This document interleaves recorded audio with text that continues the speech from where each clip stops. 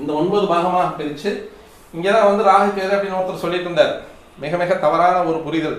அந்த புரிதலுக்கு தான் வந்து இந்த சூரியனுடைய அமைப்பை நான் கொடுத்தேன். இந்த சூரியனை மையமாக வச்சு தான் பூராமே வந்து அந்த உச்ச வாயில்கள் அப்படின்றது வந்து தேர்ந்தெடுக்கப்படுகிறது. அப்போ இந்த உச்ச வாயில்கள் அப்படின்றது வந்து இந்த சூரிய ஒளி கண்டிப்பாக இந்த இடத்துல இருந்து நேர் இப்படி வரும்.